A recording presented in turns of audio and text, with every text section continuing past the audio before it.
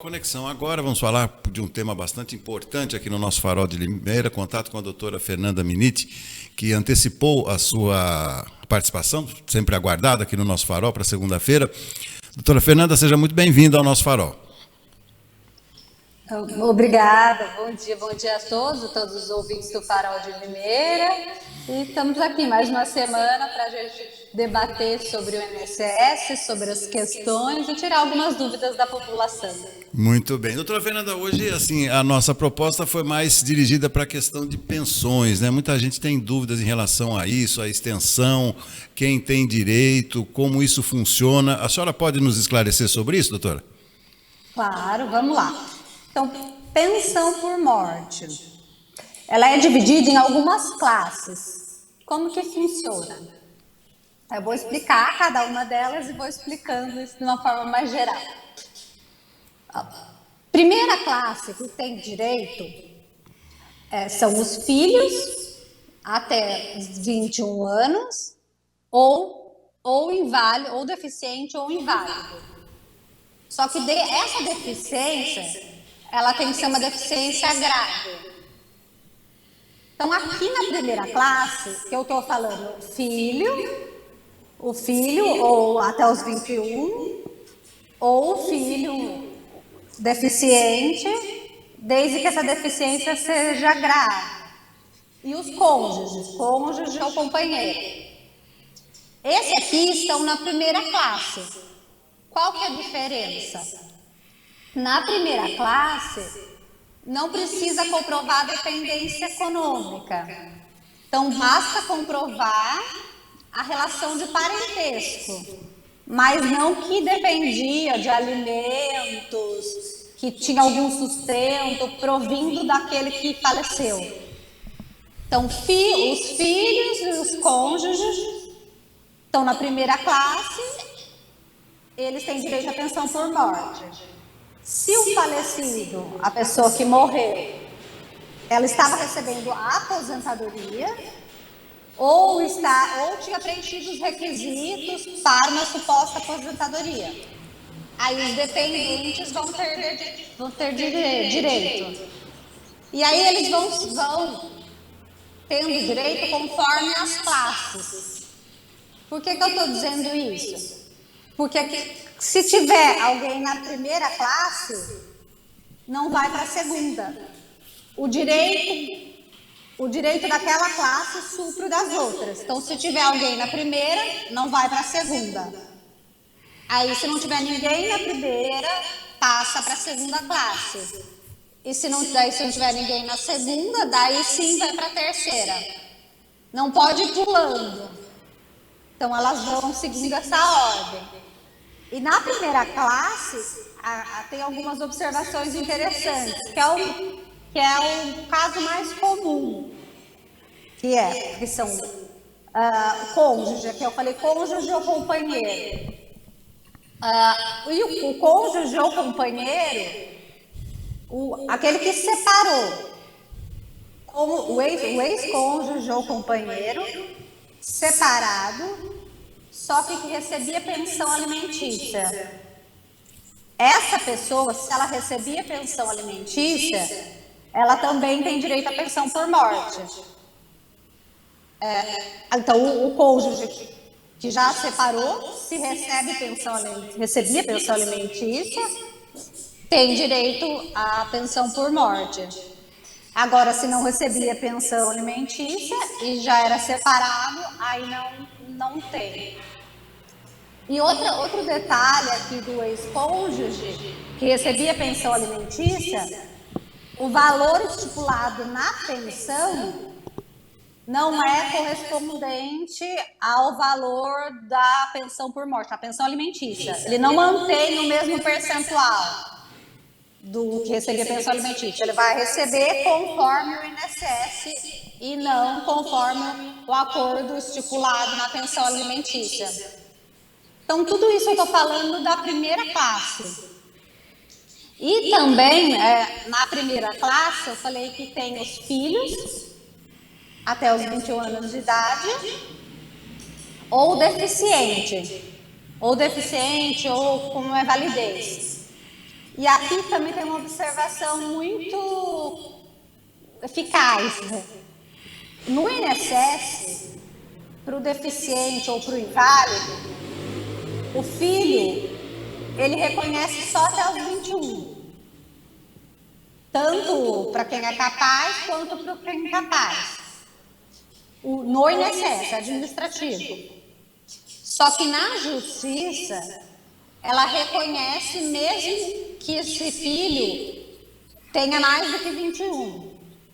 Para o inválido ou deficiente. Então, qualquer que seja a idade dele, desde que essa deficiência tenha ocorrido antes da morte da pessoa que deixou a pensão por morte. Então, aqui é um caso específico que no INSS não ganha, administrativo, mas entra na justiça e esse filho maior de 21 com deficiência ou invalidez, se a deficiência dele foi antes da morte da pessoa que originou, ele tem direito ao recebimento da pensão por morte. Isso tem vários tribunais, vários posicionamentos e eles vêm concedendo. Então, tudo isso aqui eu falei da primeira classe. Tá, aí se não tiver ninguém na primeira classe, daí vai para a segunda. Quem tem direito? Os pais. Se não tiver ninguém na primeira, vai para a segunda. Os pais. Só que aqui precisa comprovar a dependência econômica. E se não tiver ninguém na segunda, aí vai para a terceira classe, que são os irmãos até os 21 ou inválido ou deficiente. E também tem que comprovar a dependência econômica. A única que não precisa comprovar a dependência econômica é a primeira classe.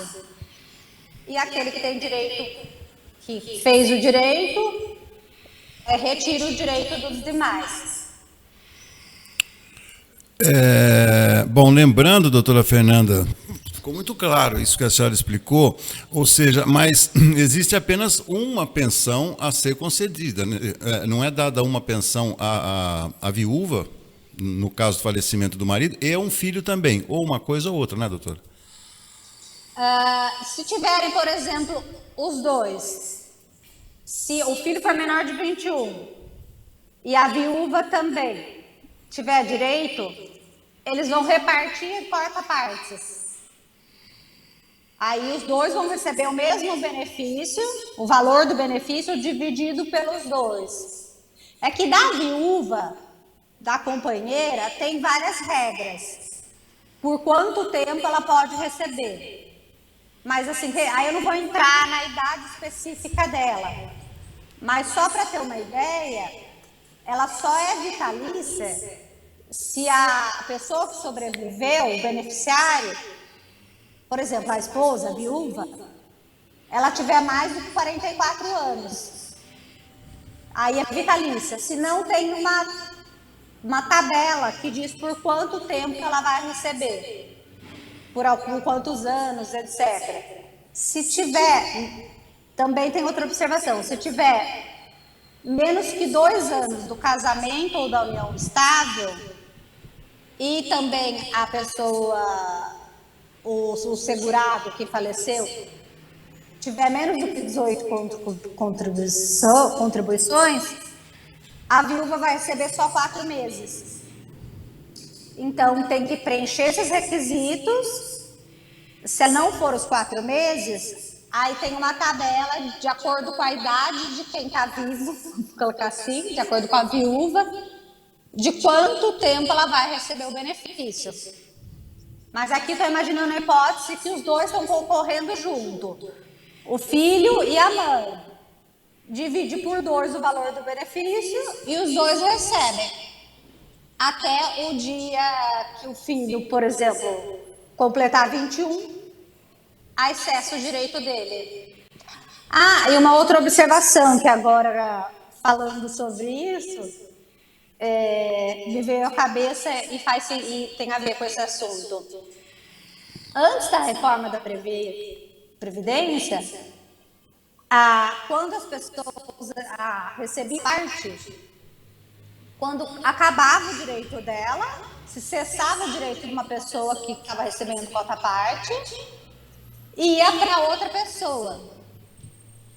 Então, aquela cota, quando cessava, passava para a próxima. Por exemplo, o filho é menor de 21. Quando ele completa 21, ele perde o direito.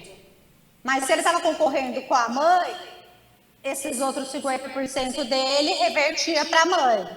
Se no caso dela a pensão era vitalícia.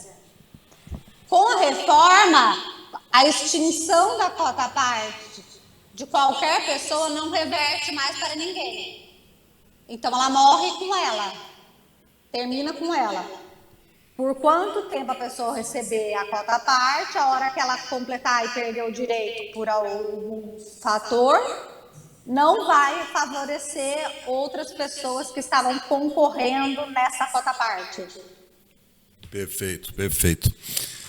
Doutora Fernanda, vou pedir para a senhora para retomarmos esse tema na próxima semana, porque eu recebi alguns questionamentos por aqui, que é um tema bastante extenso, a senhora colocou muito bem, mas tem muitas dúvidas, principalmente relacionadas assim, a particularidades, né? A particularidades que acontecem a respeito do casamento, da união conjugal, enfim. Se a senhora puder retomar esse assunto na próxima terça-feira, eu agradeceria muito, doutora.